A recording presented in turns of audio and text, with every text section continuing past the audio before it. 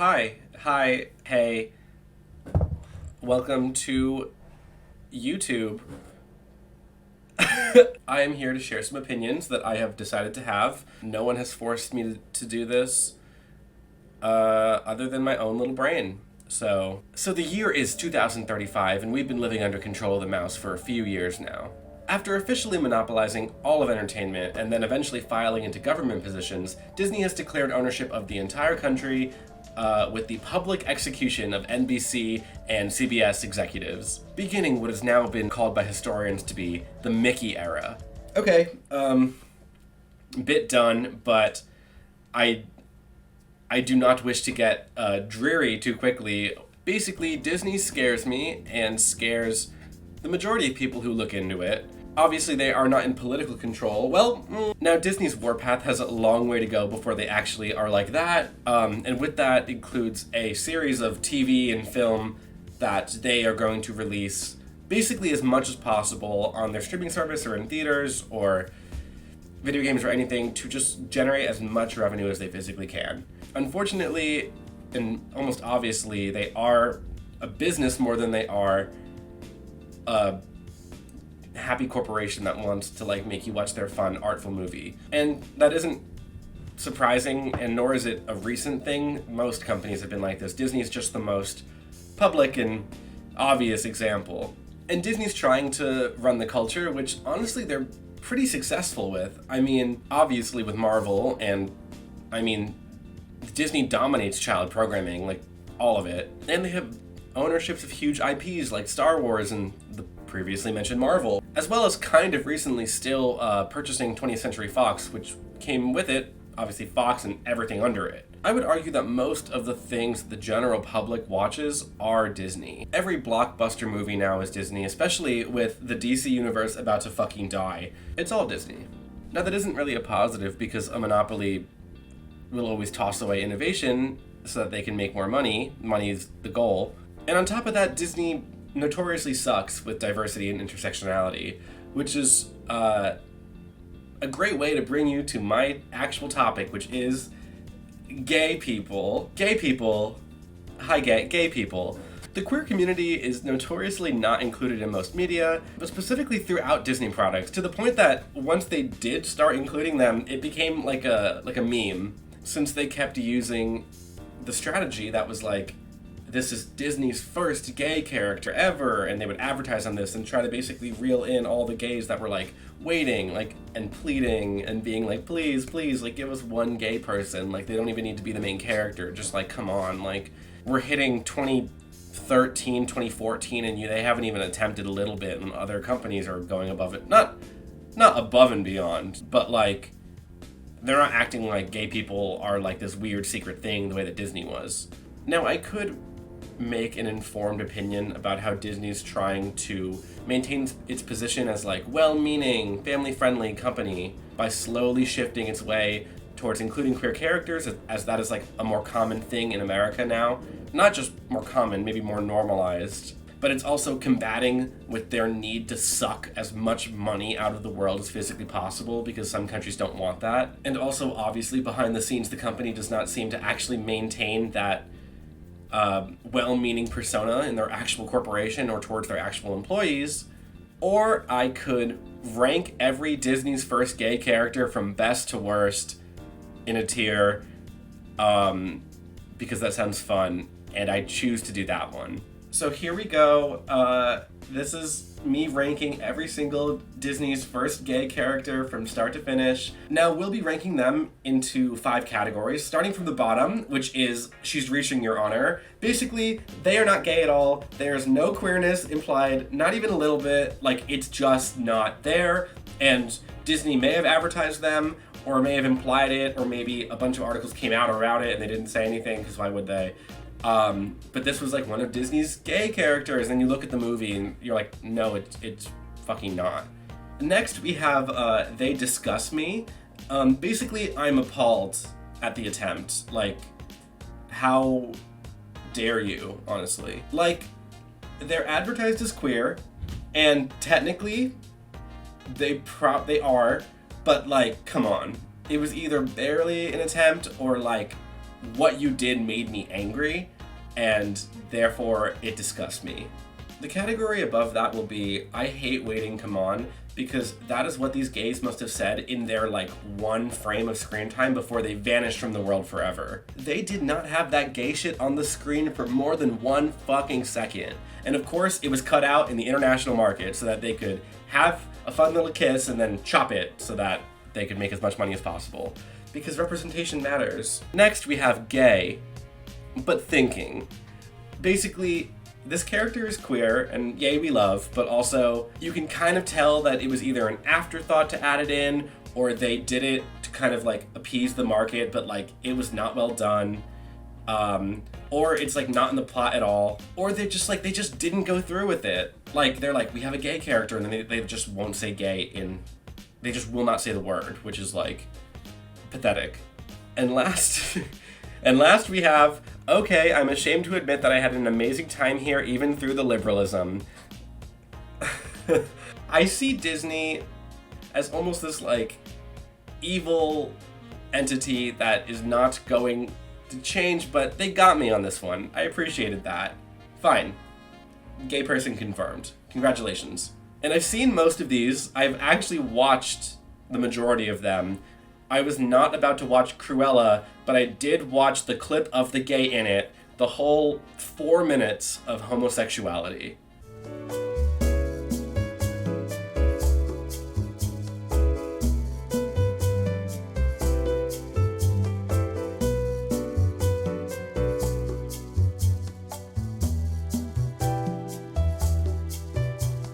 Okay, let's start by getting one that I hate out of the way.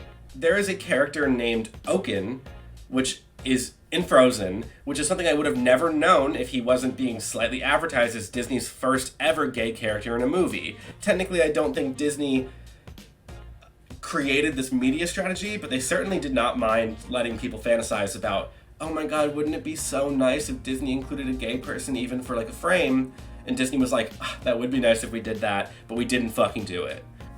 I like to think about how Frozen came out before gay marriage in America, and how it may even live past it. Anyway, this guy is not queer, not even at all. Like, he's not even implied to be queer. The question of like, is this character gay, came from a clip in the movie that most of us have probably seen because it's fucking Frozen, and if you've even been in the vicinity of a 6-year-old, you've definitely experienced it. This discussion came to be because he had his family in the sauna. Like, he was like, hi family, and then they're all there, and like, the guy in the middle of the sauna is like an adult man, I think, and everyone was like, oh, husband, same-sex partner, to which, no, it was not, and I will shut down any discourse about it. It was a lot of, oh, two men mean gay, and no. And I get that fans wanted that, because we're like, where are these characters? But I will not give Disney that. That was not even an attempt. That is, no. There's a better chance that it's his brother, or maybe his oldest son, and the woman right next to him is his wife, but in reality, it is neither, because Disney, in the dialogue or even in general, does not imply anything. It didn't happen. So we can try, but no. So he will be in our first She's Reaching, because boy was it a reach. Anyway, the next is a fan favorite, Zootopia. Not even the anti-abortion lesbian comic masterpiece that came after it, but just like your plain run-of-the-mill Zootopia. In a, what I would call a blink and you would miss it moment, you have these two deer anthropomorphic characters that walk past our main character and are talking, and that's it. That's their whole existence in the entire movie. They're like her neighbors. The only reason that they are gay or even queer or anything is that in the credits, you have them both credited like two different voice roles, and you can tell they're both the same deer, and they have this like hyphenated last name, and people were like, oh, gay people do that. Which, yes, that is true, but if you did not find this in the credits, you could have easily assumed they were brothers. And also, they still kind of could be. The point is, I'll give it to them. The hyphenated names I thought was enough to be like, oh, gay couple, enough. It was enough. It wasn't enough, but I have to be like really lenient. I didn't realize how much shit I'd have to push through before I got to like an actual gay person. Anyway, just with the microscopic implication, I will put them in I Hate Waiting, Come On, because they literally enter and leave the screen in one line of dialogue, never to be even thought of again. Though surprisingly, that 1 second was enough for like fan art to exist, which is crazy. Anyway, Finding Dory, everyone's favorite sequel, totally changed the culture forever. We got lesbians. We have lesbians in Finding Dory, lesbian couple. You've been waiting 84 years, here it is. I mean, not really. There's one scene at the aquarium, I think. I haven't seen that movie since I saw it once, where these two women have a baby, and they're taking care of the baby, and one of them has like a butch haircut, and therefore this is a lesbian couple, because the only thing that signifies lesbianism compared to just two girlies being friends is that one of them needs to have short hair. That is what you do when you go to gay school. It could very much be a sister. It could very much be a friend. Anyway, I'll put them in I Hate Waiting, even though it kind of deserves She's Reaching Too, which is becoming a theme. Having two women on screen and one of them being slightly more mask presenting does not imply queerness. It actually doesn't imply anything, and neither does a haircut. And if that's what they were going for, they should stop going. The filmmakers were actually asked about this, and they said that there is no right or wrong answer, which is bullshit. You can decide if they're queer if you want, which is it's pathetic.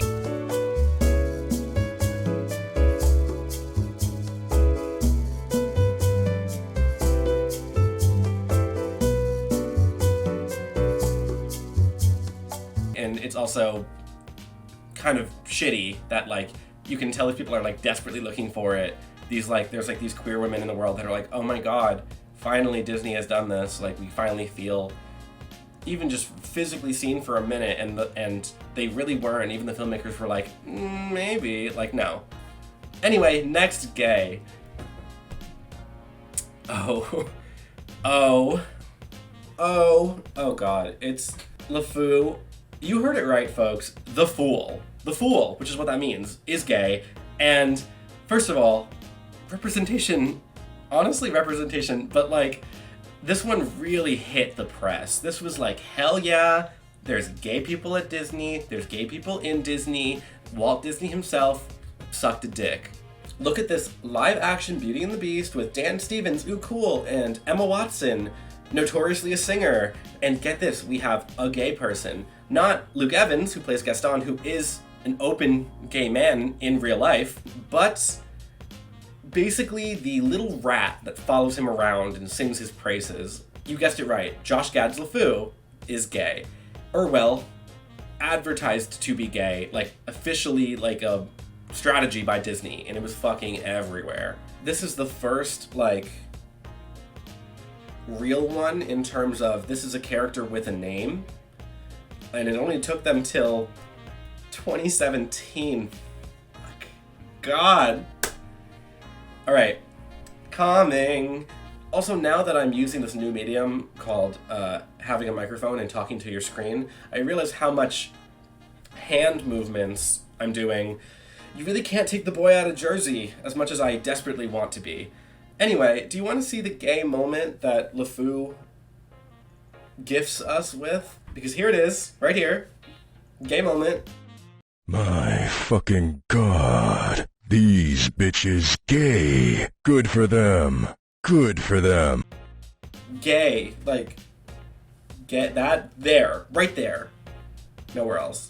In a brief shot, LeFou is like dancing, because all the characters are like dancing around, and he like changes dance partners, and eventually it gets changed into dancing with a man. He's like, oh, what? And he's more confused than he is turned on. I don't know what they were trying to say here, like, Because that was the man moment. Like, that is what they were saying was it. And if anything, it looks more like he's like, who are you? Than I am feeling something LGBT, because he certainly was not. Which, to be fair, this itself was already enough for Malaysia to not air the film. If this were like a deeper discussion, I would question if like the fear of losing money when you're making your art, like, does that take away from it being art at all, or is it now become like a cash grab?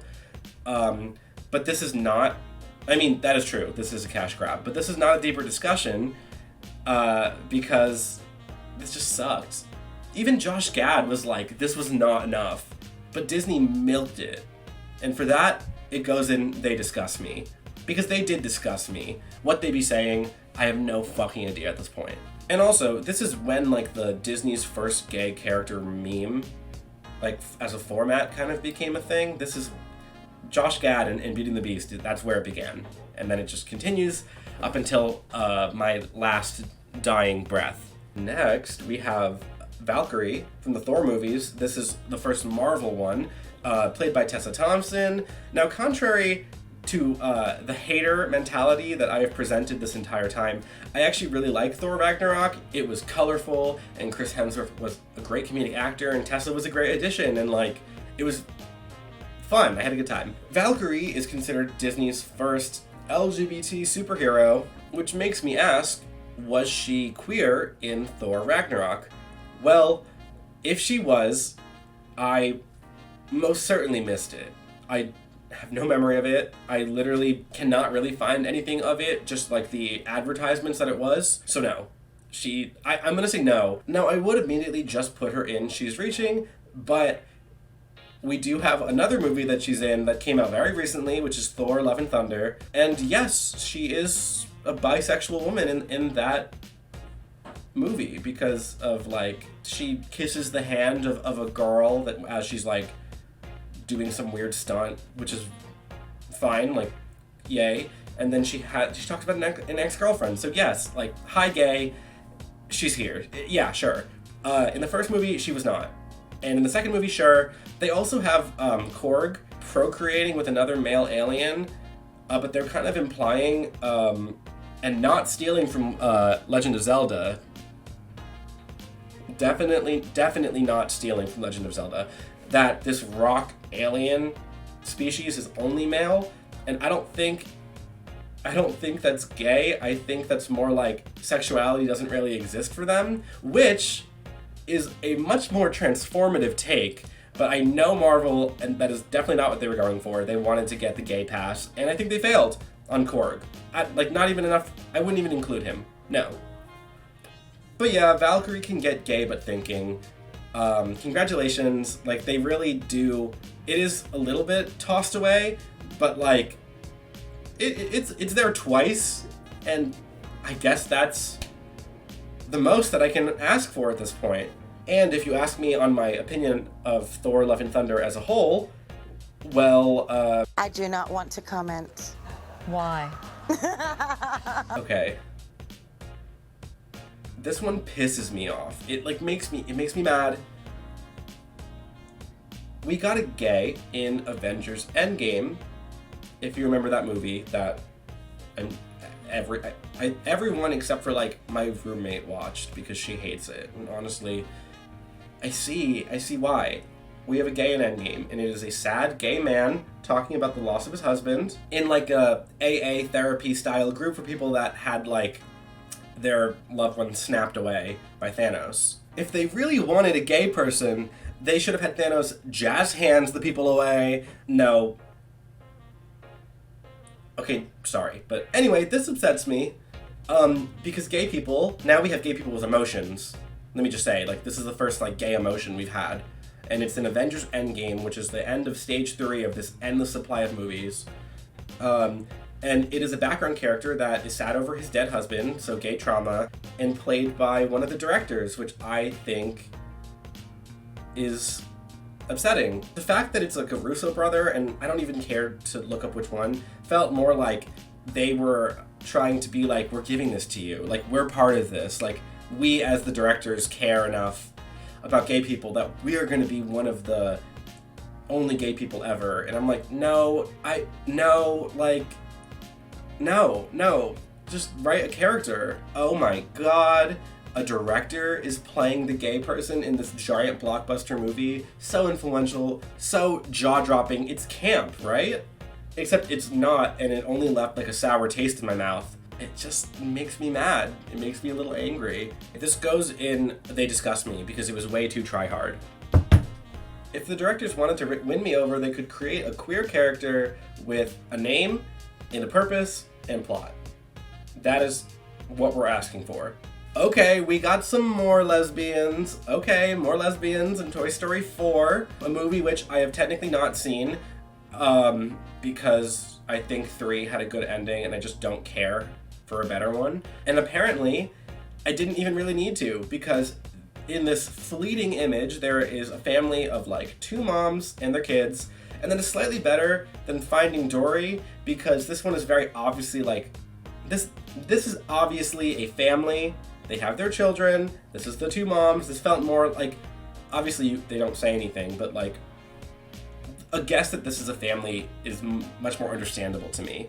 So instead of She's Reaching, this will go in I Hate Waiting Come On, because I could barely even find a image of them, and that means nothing to me if they are just there as like a background character to all these other people's lives. And incredibly, and like, not to give Disney any like, oh, I understand why you act this way, but incredibly, this itself got backlash. I know that 1 Million Moms, which is an organization that's entire purpose is to create stupid backlash, like that is their thing, basically wanted to boycott this movie. But still, Disney is, you know, if you're gonna have a gay family in the background of your movie and you're gonna get backlash over it no matter what, you might as well give them a storyline. Or, I don't know, like, what is the name of the girl who owns the toys in 4? I think her name is Bonnie. What if she just had 2 moms or something? I don't actually know the plot, though I'm assuming she's not part of it for a while, because every Toy Story movie starts with Andy and then the toys go on a journey away from him or towards him.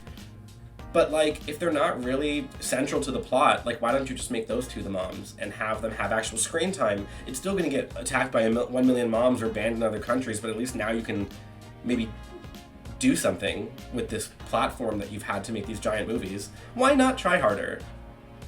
I don't know. I'm sweaty, and God, we haven't even gotten to like really anything. God.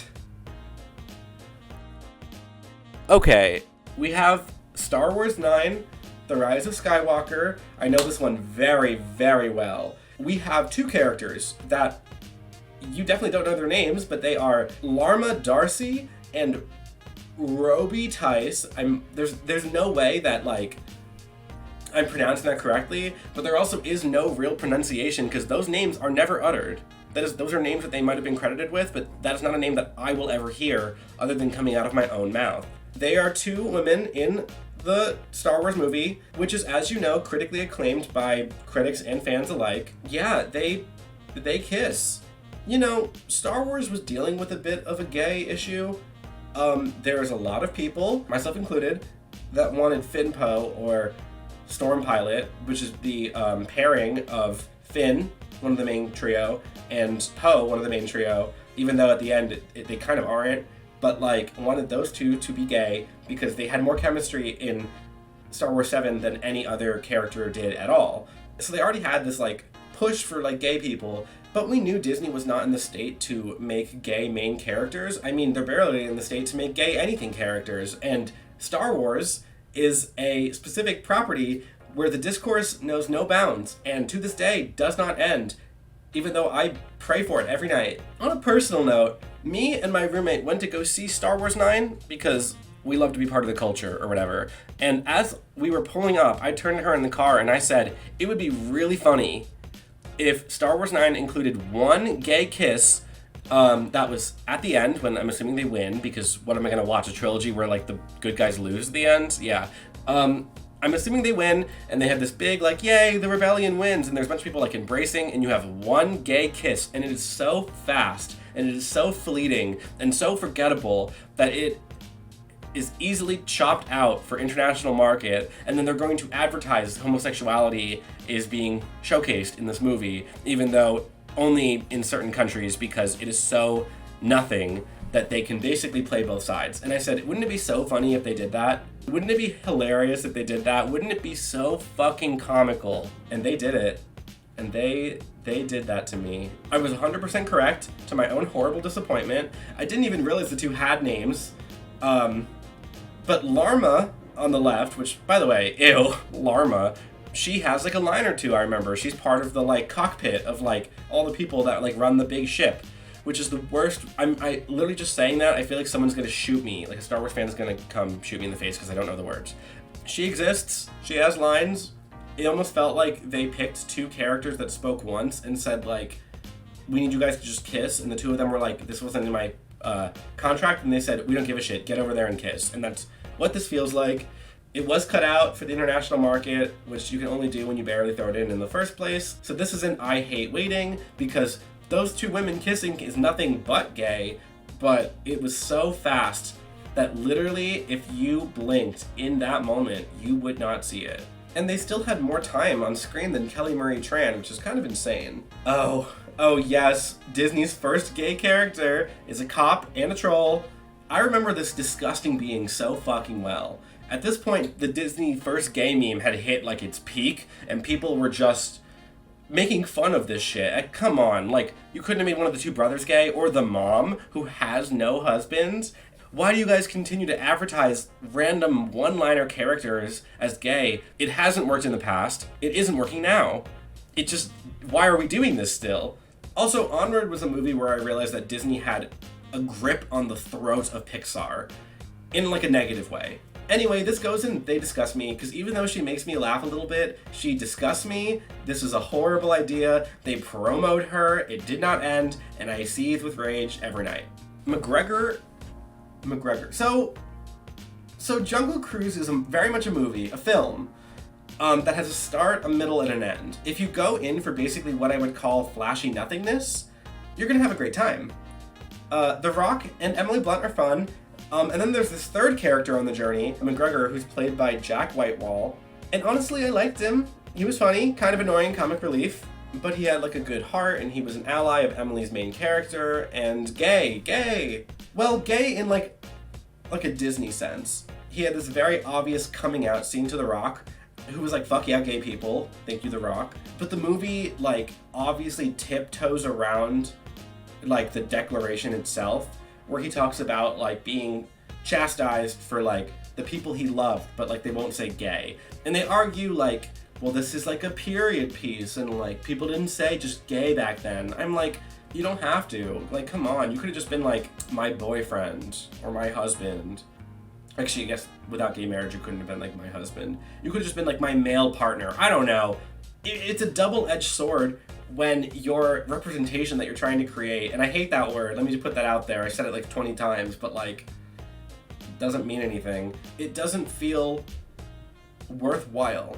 If you can't even say gay in your movie, why are you writing gay characters? And trust me, Disney has a past with saying gay, so you might as well just do it since your whole company is in controversy. I don't know, this movie felt like, come see our movie, gays. Hi, gays, come see the movie. We have one of you. We kidnapped one of you, and we're keeping him in the basement until he shoots these scenes that he obviously doesn't want to be part of because he can't say the word gay. It's upsetting to me, but it's their best attempt yet, and for that, it goes into gay but thinking. So, Fastos, a character, one of the 200 characters that are in Eternals, is gay, and once again advertised. I would claim that this is Marvel's actual gay first superhero because Thor Love and Thunder came out after, and Valkyrie was not implied to be queer in the first one. I just don't believe so. This is a actual queer superhero. He has a husband, a family for like a moment.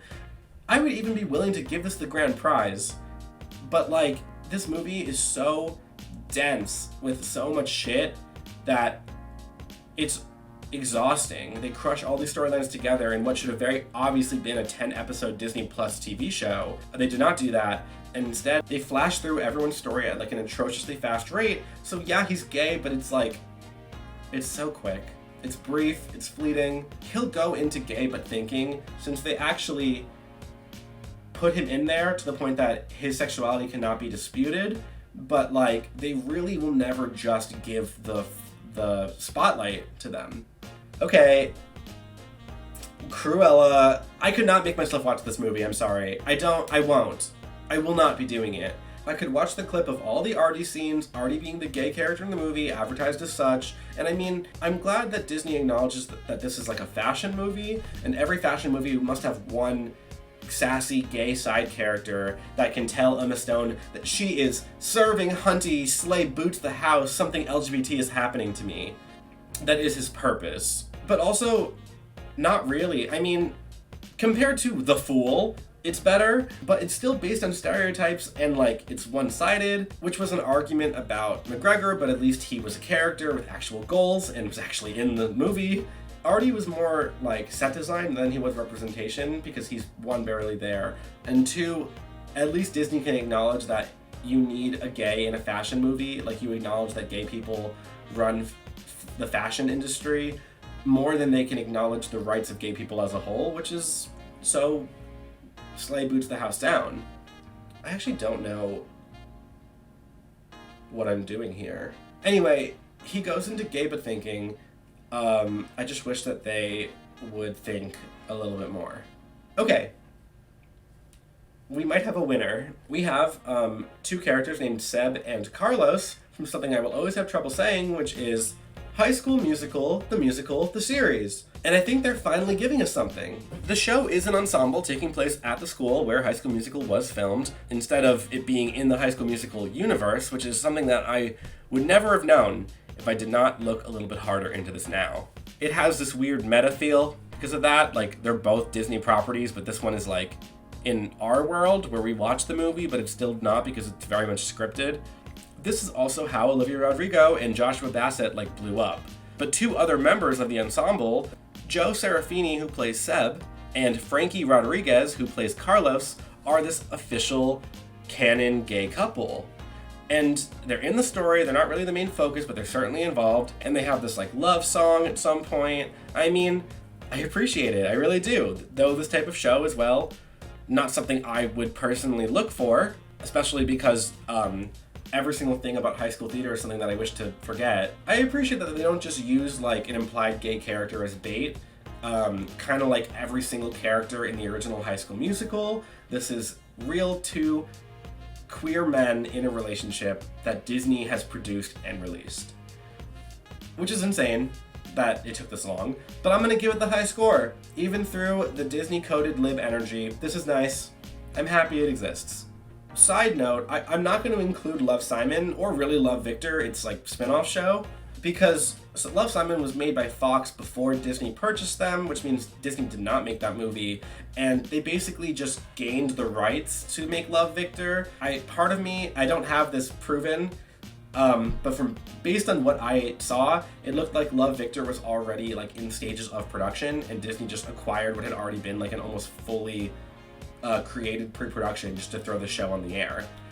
I'm sure if I looked into it a bit harder, Love, Victor is definitely not being aired everywhere, but you can do that a bit more with TV shows because different shows get aired in different countries. Anyway, I just don't think that it's Disney because I feel like Disney just took what they already were given in a bigger purchase when they bought Fox. So I'm not including them. Sue me, bitch. No, I'm sorry. Anyway, let's move on.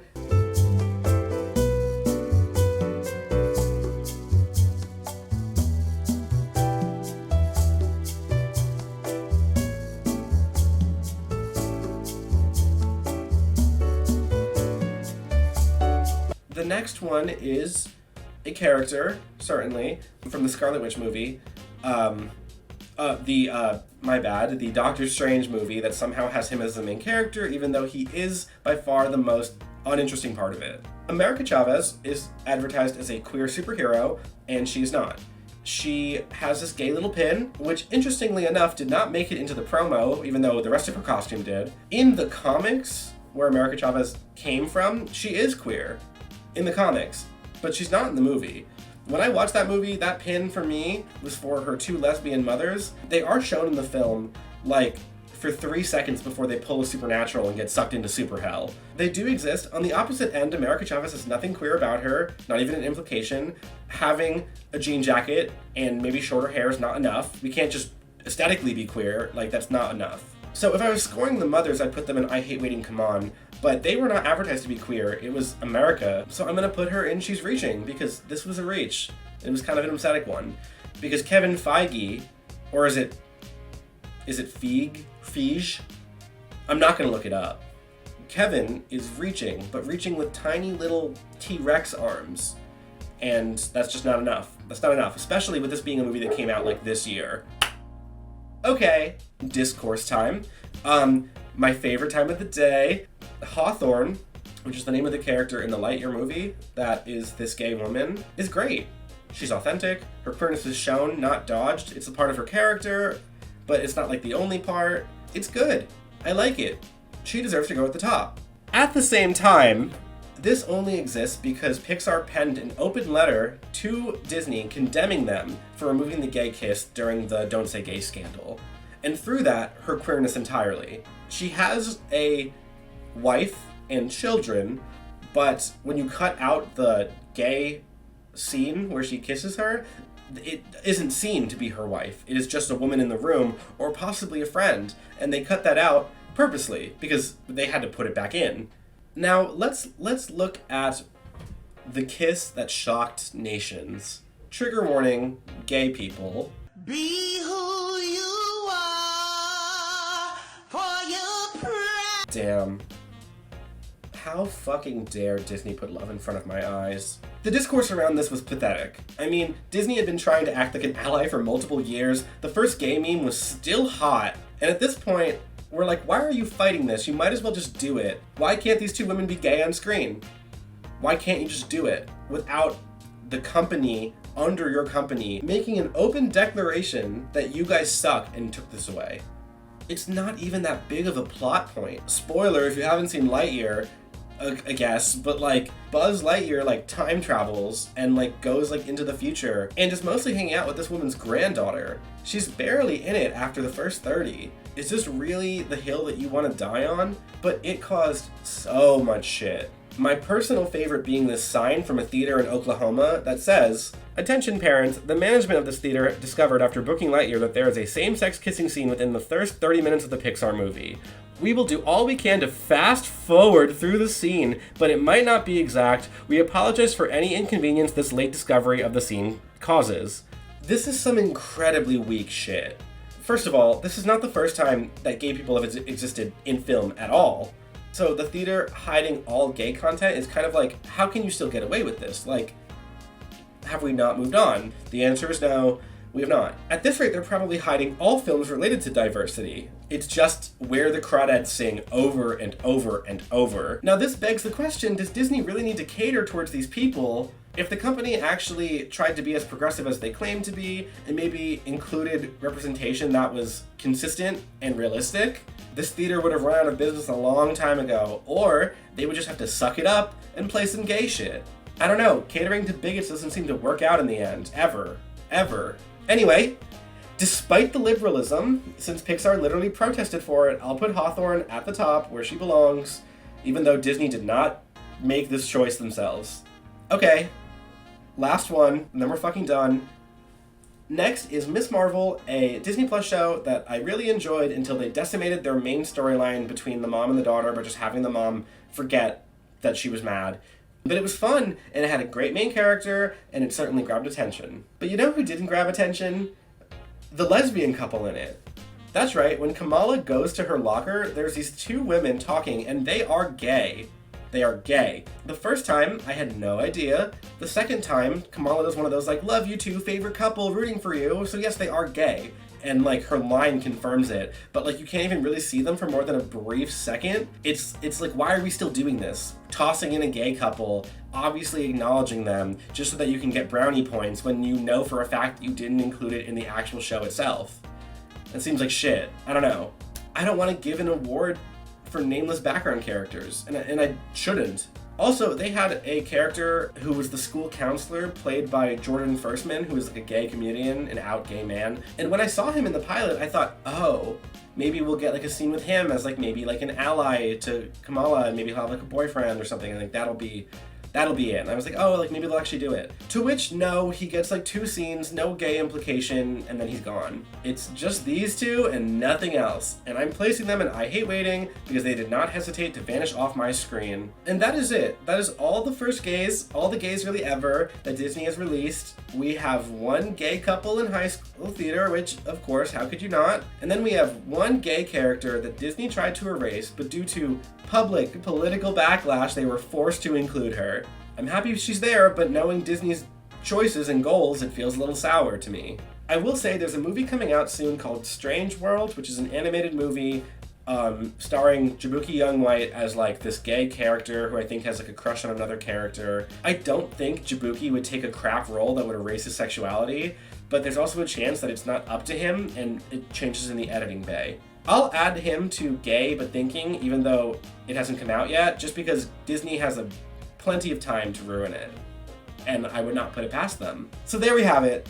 There are 2 gays I appreciate, 4 I think are okay, 1 unreleased, and 10 I think are shit. Although Disney is constantly releasing new media, only 16, arguably 17, exist. Anyway, looking for representation in Disney is like looking for a light switch by putting your hand in the garbage disposal and rubbing around, and then seeing the light switch on the wall and being like, oh, is this the one? And then, you know what I mean. The point is you're only going to hurt yourself. They don't care, and if they did, they would have shown us by now. They obviously don't give a shit unless they're making money. Anyway, that is all I wanted to say. I don't have an outro, so let's just look into each other's eyes until the clip ends.